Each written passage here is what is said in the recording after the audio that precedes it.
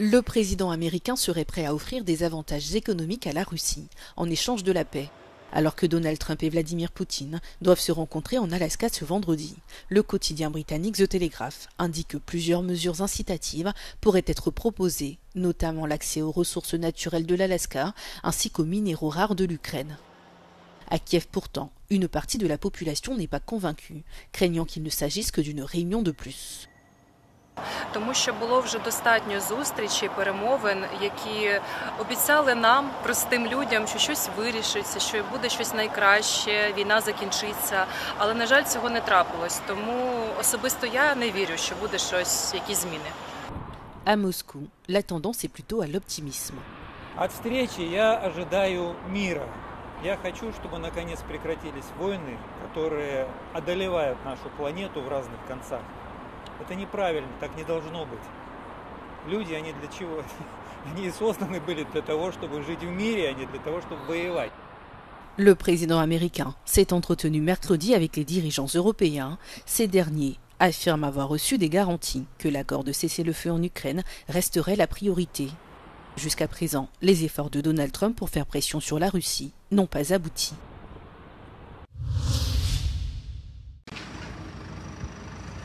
Au moins 8 personnes ont été tuées et 18 autres blessées dans les attaques menées par la Russie contre l'Ukraine au cours de la nuit de mercredi à jeudi, ont rapporté des responsables locaux.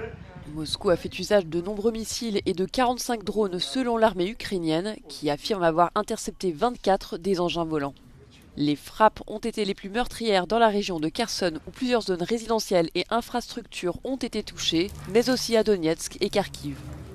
De l'autre côté de la frontière, en Russie, le ministère de la Défense affirme avoir détruit ou intercepté 44 drones ukrainiens dans la nuit, dont 9 au-dessus de Volgograd. Kiev affirme avoir frappé une raffinerie de carburant de la ville appartenant au géant pétrolier russe Lukoil, provoquant d'importants incendies. À Belgorod, également touché, 3 civils ont été blessés.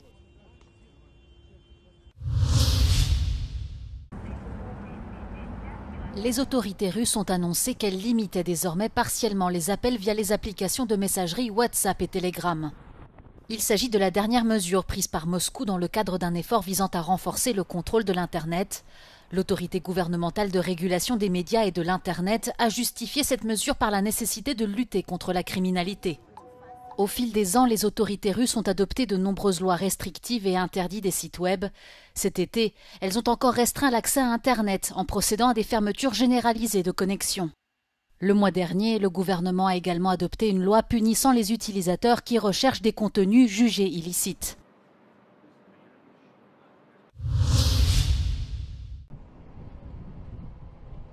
Les États-Unis ont soumis leurs propositions quant aux changements qu'ils souhaitent voir intégrés à la déclaration commune portant sur l'accord commercial négocié le mois dernier par Donald Trump et Ursula von der Leyen. La déclaration précisera les aspects techniques de cet accord et dressera la liste des produits exemptés de droits de douane. I'm now happy to confirm that we have received a text from the US with their suggestions for let's say, getting closer to that finalisation of the document. So we're going to look at that now. We'll have some engagement at both technical and political level with our American counterparts, and we keep the work going forward in that sense. Le mois dernier, Washington a réduit à 15% les droits de douane qu'il imposerait sur les exportations européennes vers les États-Unis. En contrepartie, Bruxelles s'est engagée à acheter pour 750 milliards d'euros de produits énergétiques américains et à investir 600 milliards d'euros supplémentaires aux États-Unis avant la fin du mandat de Donald Trump. Les violentes coulées de boue provoquées par des pluies torrentielles qui se sont abattues ce jeudi sur un village himalayen du Cachemire sous administration indienne ont fait au moins 37 morts selon les autorités locales. 150 personnes ont également été blessées. Les équipes de secours parcourent toujours la zone autour du village où des dizaines de personnes sont portées disparues. Mais l'accès y est difficile car les routes ont été endommagées par plusieurs jours de violentes tempêtes. La zone se trouve à plus de 200 km par la route de la principale ville de la région, Srinagar. Toute l'aide nécessaire sera apportée aux personnes dans le besoin, a déclaré le Premier ministre indien Narendra Modi.